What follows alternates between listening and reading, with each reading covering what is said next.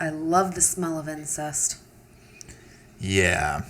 You can't smell incest. Oh. Must be the movie then.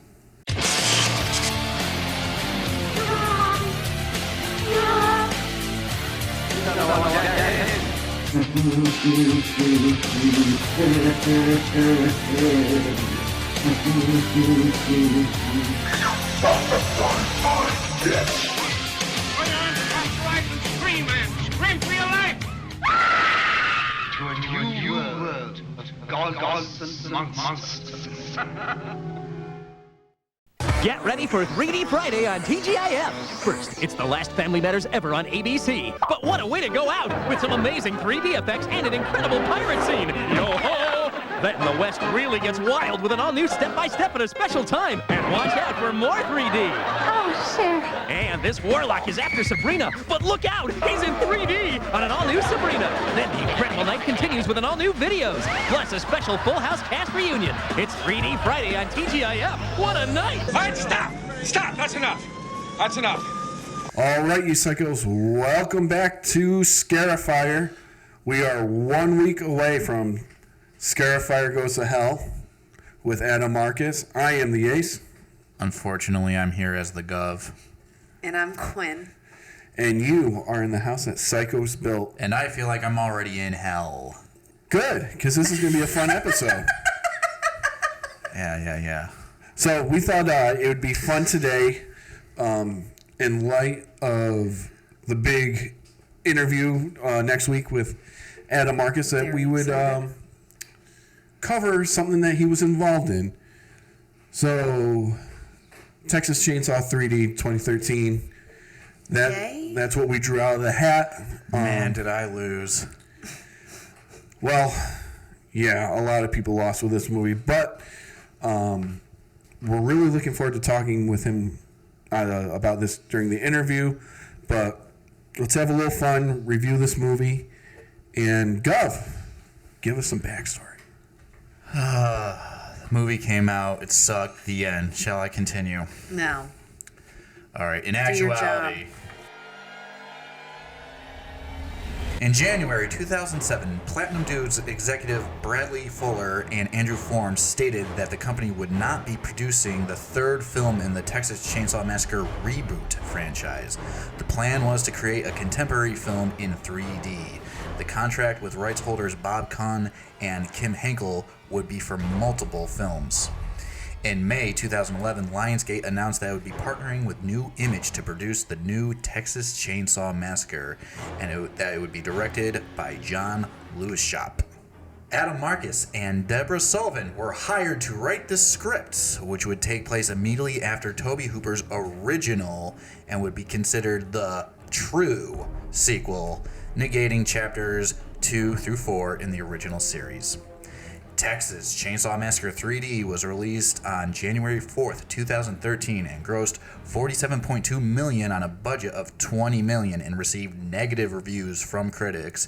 It was also the last film for both original movie icons Meredith Burns and Gunnar Hansen starred in before they both died in 2014 and 15 respectively.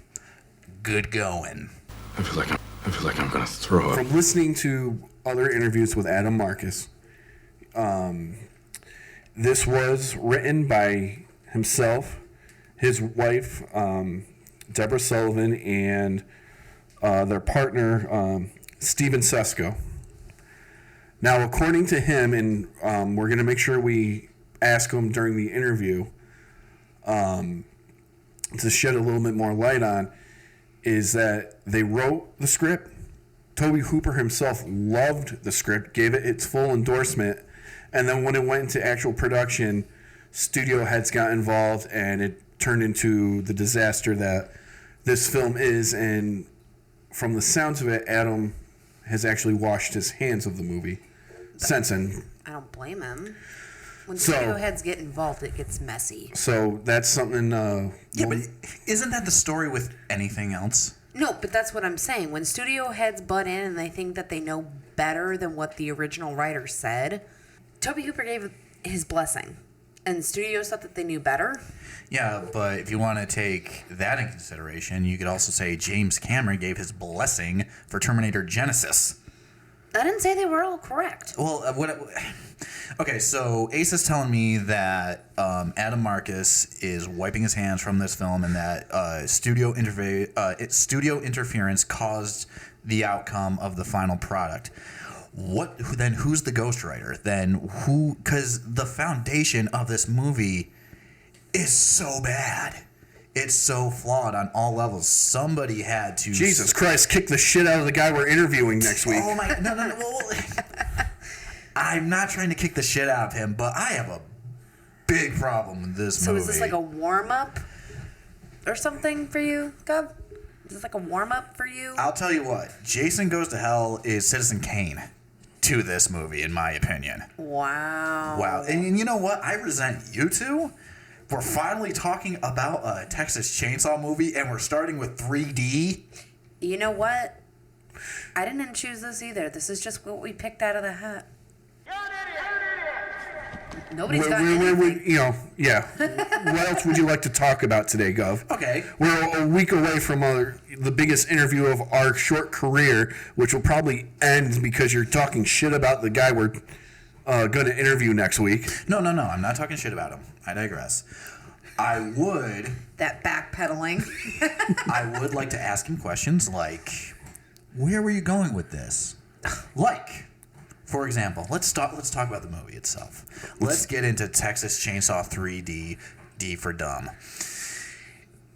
We start off, as they said, as they were planning, this is the real sequel. And okay, let's talk about that for a second. Isn't this like the third real sequel, by the way? Because if I remember, in 1995's Texas Chainsaw The Next Generation, or Return of Texas Chainsaw Massacre, or Texas 4, or the movies that Matthew McConaughey and Renee Zellweger are trying to erase from their resume, wasn't that supposed to be the real sequel when that was made, negating 2 and 3?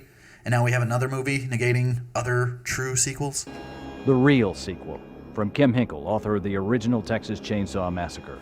And we're about to, by the way, get another one that's a real sequel that's currently in production. All right, I'm just going to take a moment. Can't speak for Ace, but I'm just going to say I have no association with this man. Anything that he says or does in this episode has no reflection on my beliefs or viewpoints or stands. And I'll go on record and say... They asked for it! All right, so besides Adam Marcus bashing... I'm not bashing Adam Marcus. Okay. I am going to bash this movie, and if he was the unfortunate one to write it, and I do want to ask him, if his script got butchered, I want to know what that original script was. That's all I'm saying. That's actually a really good question for him, but we can save that for next week. So let's talk about... The movie. The movie itself. Yes. Good. Okay, so as I read in the background to this film, it picks up literally, 10, 20 minutes after the original. 10 or 20 minutes, yeah. Yeah, my question is, one, this isn't really a question, but just something I want to throw out. How did you guys feel about Bill Moseley, with all due respect, and he belongs as an icon of this franchise in his own right, from his work in the second film? How do you feel about him recreating the Creighton Sawyer scenes? I didn't like it. I wasn't about it. I hate it when movies do that. It felt stale, and it feels weird because it's not the same vibe as the original. Yeah. It almost doesn't fit. It's like you're trying to fit a puzzle piece where it doesn't belong. You know, because you open with this pretty decent montage of the original film, and then all of a sudden it cuts to Bill Moseley acting like the Creighton character. Yeah. He's doing the smiling and the jumping around and all that stuff, and it felt weird. I mean, obviously, Jim Seidel being dead, they couldn't do that, and they wanted to continue with Bill Moseley in this character, but they could have shot it in different ways that it would have been like you kind of like are alluded to what's going on and stuff like that. Without it just felt weird. Yeah, I agree with all that. I like the opening credit scene where it did flash back to the original movie. Yeah. That was cool. It kind of drew you back into that world. And yeah, seeing Bill Moseley, even though it's a treat to the fans of the series, Yeah, he just didn't feel like Creighton. So it was just too off. And what this scene's meant to do is just that. It's a nice gift. It's a treat. It's a present for the fans of the franchise. Look at all these series favorites we got in one shot, because then we cut to actual progression of the film instead of just flashbacks, and we see at the Sawyer house a lot more people than we last saw them in the original movie. Where the hell did these people come from? Yeah, that's a pretty tough one to explain. They were hiding in the backyard, just waiting for the cops to show up. And it really, something like that, because, and this is where we do see, unfortunately, Gunnar Hansen for the last time on film. He's in there. He's one of the Sawyer family members, and all of a sudden, this very isolated area that we were led to believe in the first one, out in the middle of nowhere, a back road in Texas where no one can see you or hear you scream, all of a sudden it has a lot of people in it, doesn't it? Yeah. Now this family and then a sheriff and a lynch mob just come right in. That sounds like a good weekend. What are you talking about? And what happens from there is a lynching, setting fire to the Sawyer house, killing every single one of the family members. So we think in spending more money on this opening sequence than ever was spent on the original film. I gotta say, worst CGI fire ever. Oh my! You mean that wasn't real? Digital fires need to be digital. And as we progress on, I'll even give the credit where it's due. The practical effects in this movie were good, but the CGI was ferocious. It was absolutely terrible, and this first scene with the Sawyer house burning down is a perfect example of that. Good evening, my victims. It is I, Malvolia, the Queen of Screams, and you're listening to Scarifyer. So can we all agree that the original movie, as told to us by the opening scroll, is set in the 70s? Mm-hmm. Yes. Then why I know where you're going with this. do we jump to contemporary 2013 with an individual who was established in said 70s as a baby, but is clearly not 40 years old? Again, I think this is a part of the studio intervention, because I did hear Adam Marcus say in previous interviews that his movie, he wrote it for 1993. Which would make sense, because this is clearly a 20-year-old. Yes. Yeah. So it's our main protagonist, Heather Miller, and that was the very first thing when I first saw this movie I locked onto. This is not a 40-year-old, and we are clearly in modern times. And they didn't even try to cover it up. Continuity is nothing in this movie. And again, this is something we can ask Adam next week. Clearly he had thought of this as a dated movie, a 1993 movie. Yeah. And clearly someone, not him, decided that wasn't going to happen. And from here, the plot just unravels from there. We find out that this child is, in fact, a Sawyer who was there that night as an infant and was stolen by one of the members of the lynch mob. And we're going to tell her story because she has just inherited the Sawyer mansion in Texas. And she goes, very typical style, in panel van down to Texas with a group of friends where chaos ensues. Nothing bad can happen with a hitchhiker. Right? Not in this franchise, no. I mean, yeah, we should. It always works history out. proves that we should trust all hitchhikers in these movies. Okay. Here we go. Okay, so let's talk about Heather first. Okay. I can't deal with you right now. I haven't had enough caffeine. Go ahead. So this is the world being introduced to the lovely Alexandra Daddario. Yes. Showing. You know what?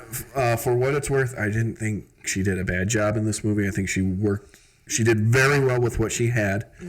I got behind her character. I could buy into her that she was this, kind of lost soul. Yeah, you would get behind her character. I was just gonna say, you wish. Listen, Mrs. Ace is listening. Look, I'm sorry. I am not a Scarlett Johansson guy. I'm an Alexander Daddario guy. Got it. Sue me. All right, I said it. Well, if you were responsible for this film, I just might. I don't fault really any of the actors in this film. No. Not at all. I don't think any one of them did a particularly bad, horrendous job. Between her and Thornberry, the sheriff. Yeah. I think those two gave the most realistic performances of the entire movie. Realistic? They made you believe that they were, they could be in this world. I didn't buy the over the top mayor and the lynch mob and the whole.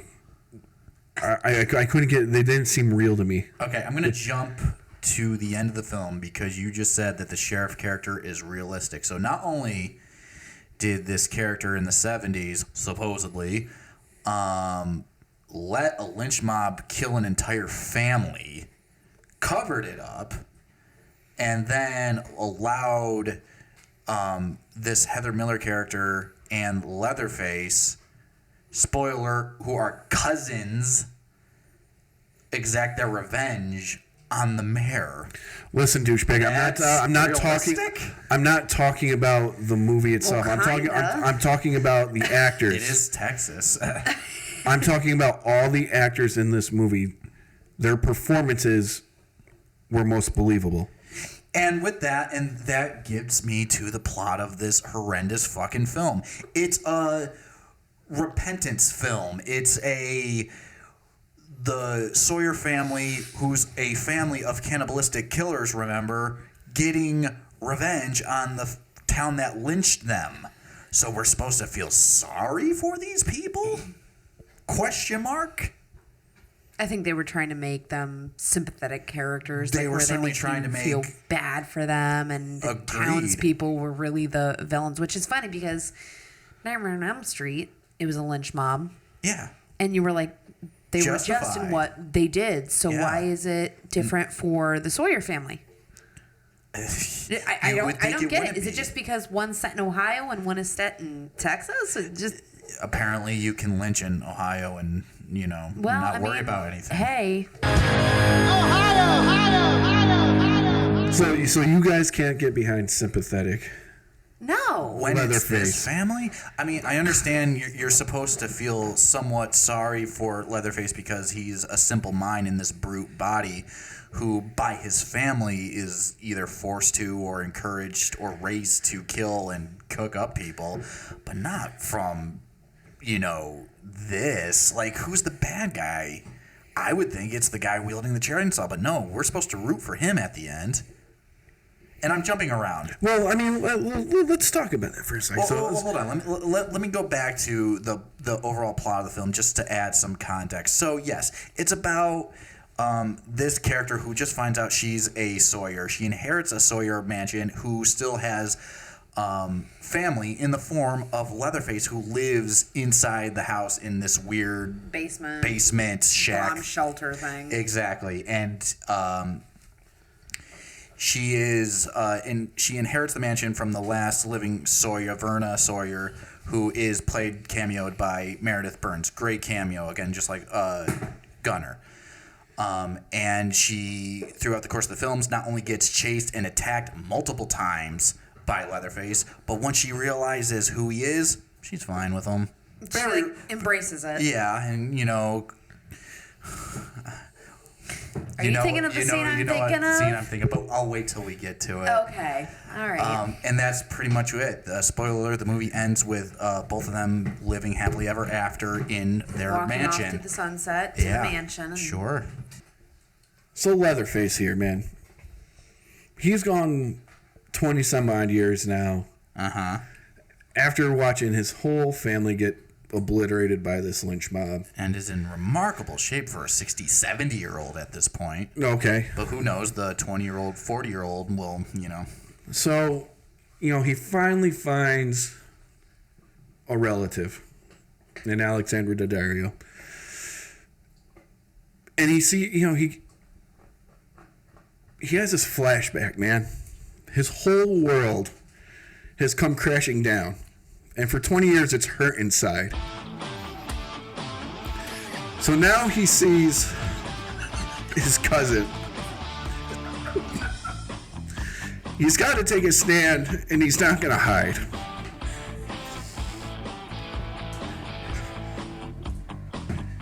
And, they've hurt this lynch mob, they've hurt his friends, they've hurt his pride.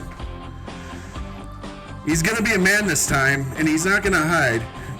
Leatherface in this movie, people, is a real goddamn American.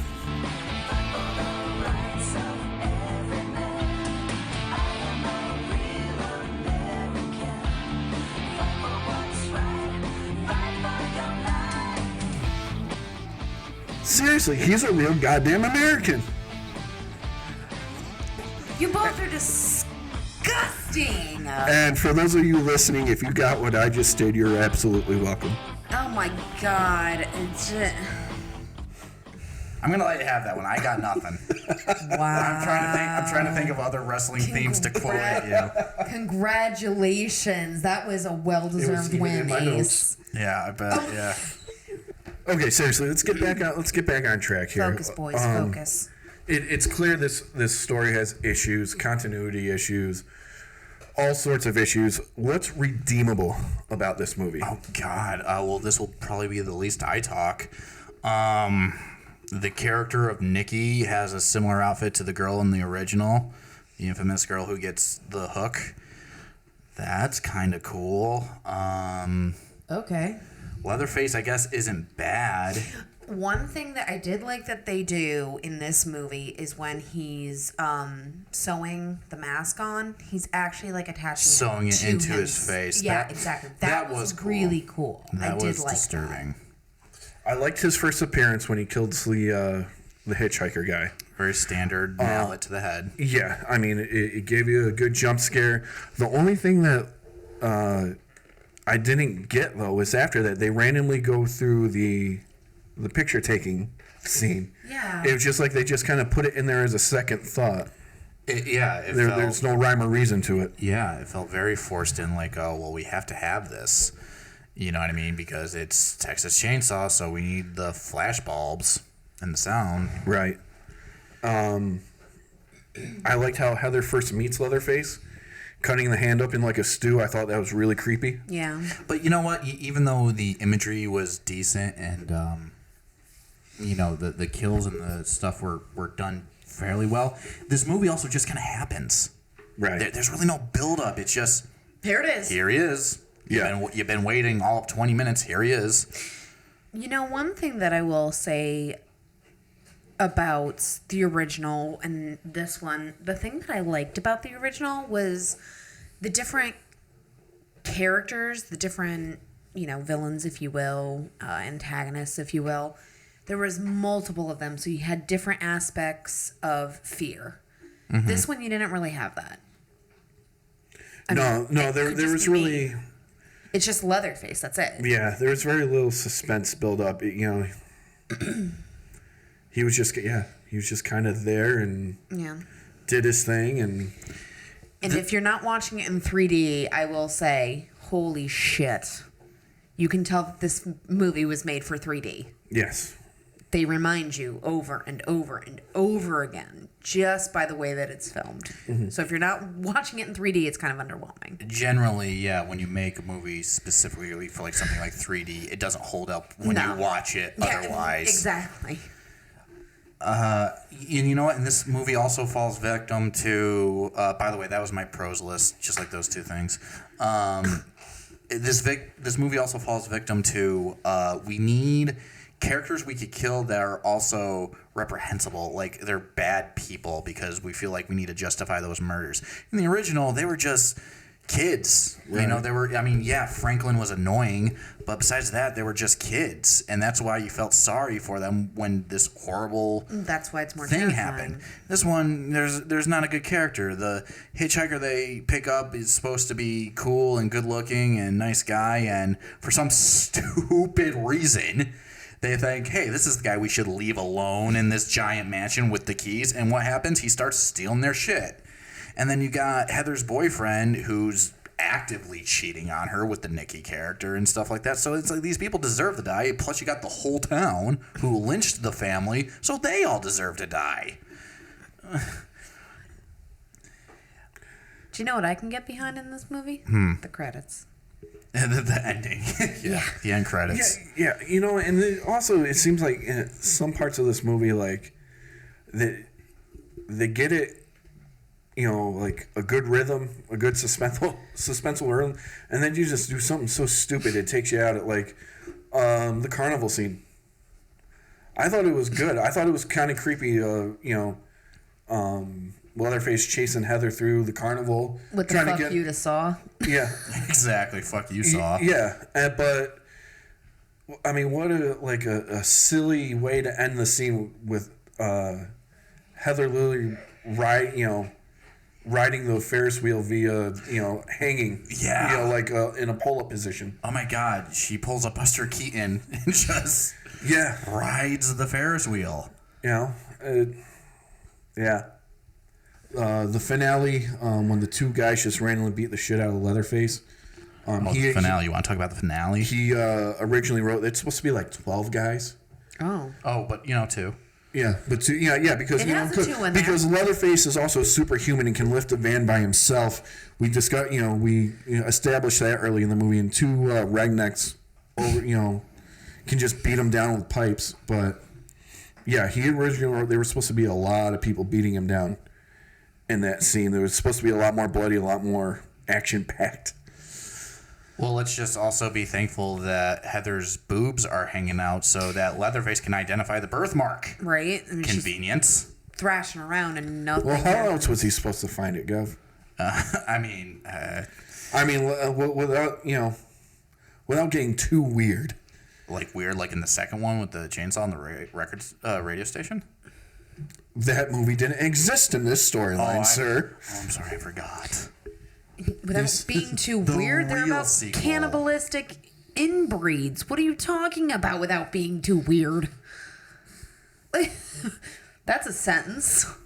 That's rich. Okay, how about this? Would you rather him found the birthmark as he's trying to rape her, or as she's No, hung this up? is not Hills Have Eyes. Okay, then.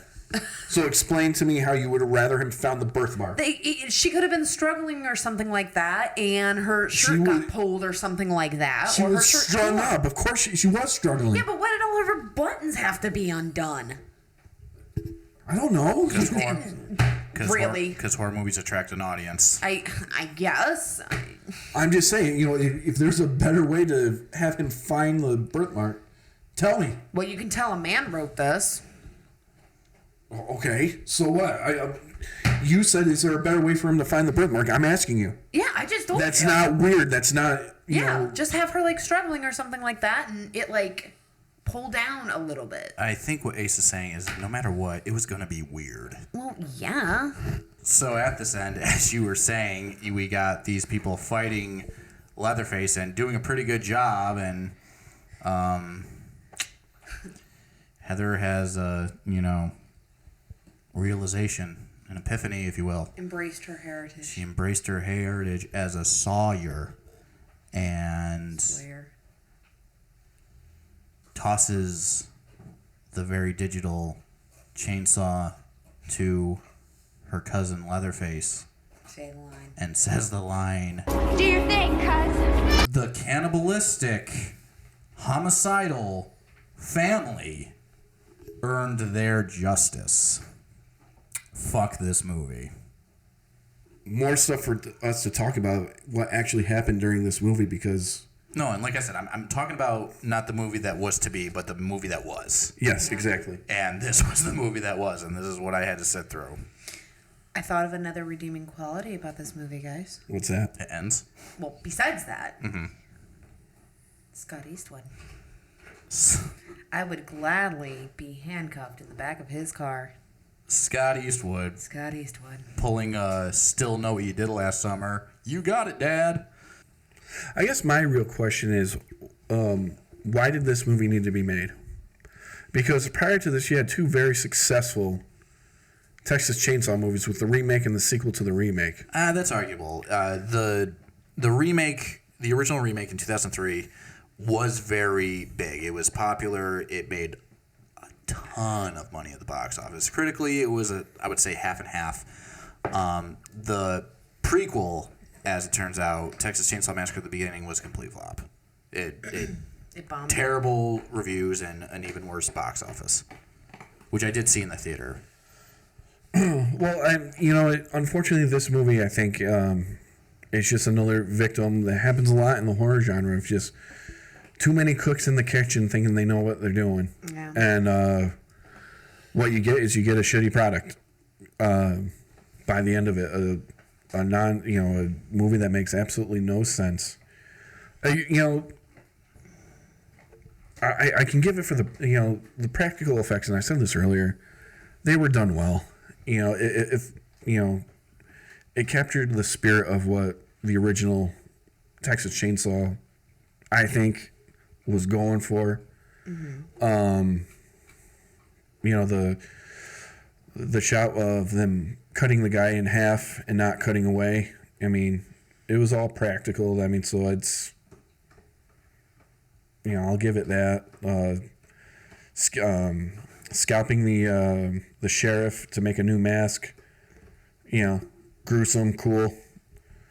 But between the CGI and just the horrible story, it just it really, it's hard to comprehend.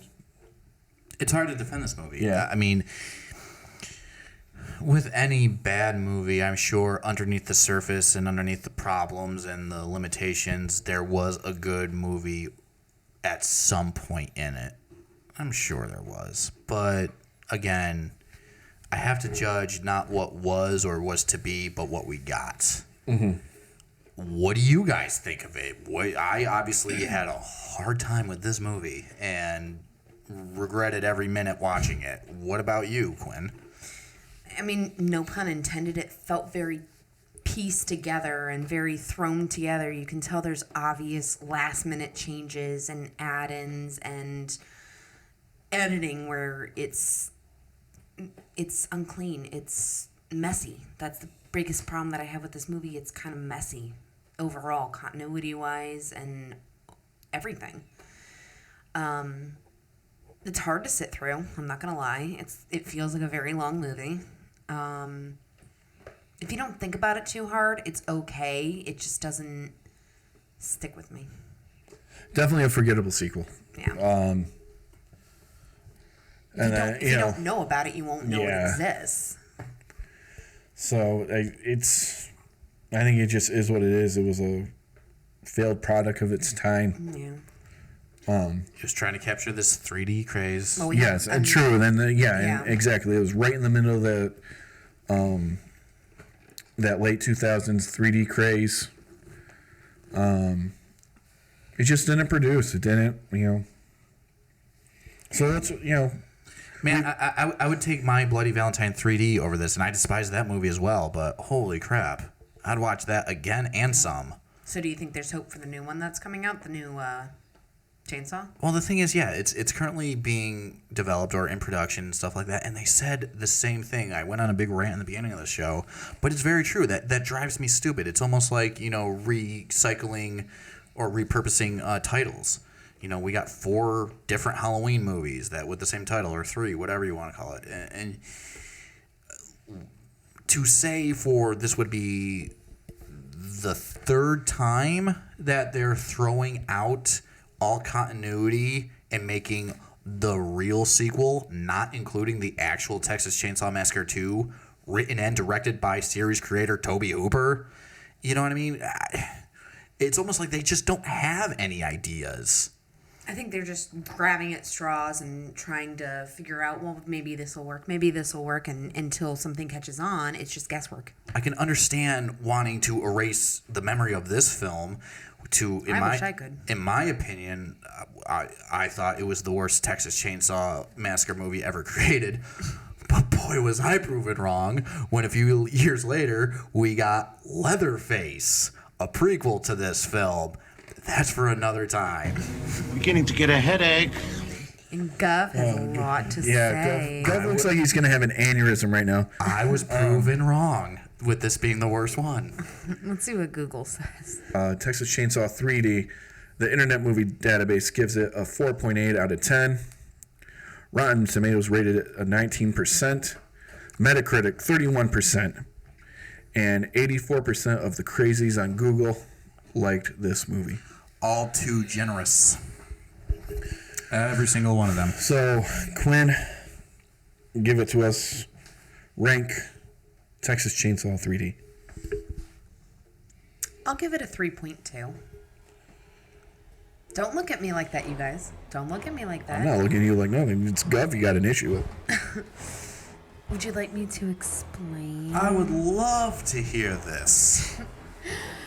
The reason why I am doing it is because of the cameos. I think those were well put in place. It was respectful to fans.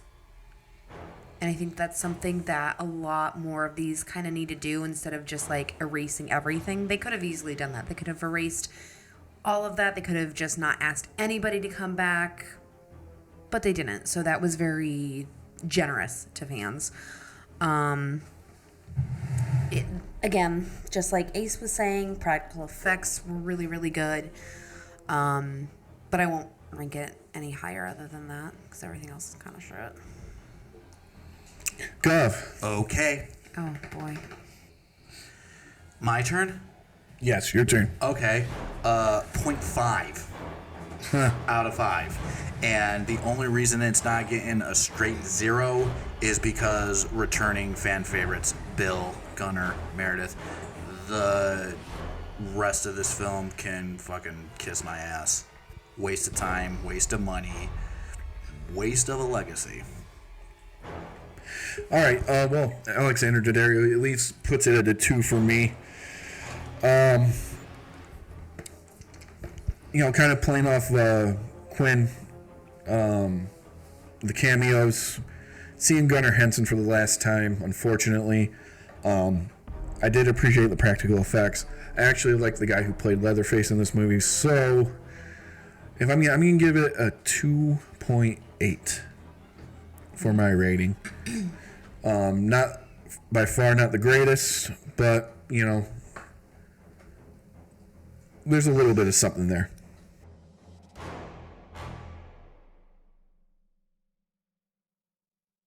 All right, guys, so there you have it. Texas Chainsaw 3D, a little preview of the work of the man. We are interviewing next week with Scarifyer Goes to Hell. Guys, are we excited for that or what? I am so ready for this. I'm psyched. And in regards to this episode, I am not putting the man down. I'm very excited to talk to him and stuff like that. And I'm genuinely interested. If there was a better movie here, I want to hear him talk about it. I want to hear him tell me. Well, hopefully all those questions will be answered next week, and everything you want to know about Jason Goes to Hell, the new documentary Hearts of Darkness, his feud with Sean S. Cunningham. Hopefully we're going to have a very entertaining, fun interview with Adam Marcus. We can't thank you guys enough for listening to this podcast and following it. Please comment, ask us questions, like, share, and spread the word, because next week, April 9th, Scarifyer Goes to Hell with Adam Marcus. Do your thing, cuz. Scarifyer.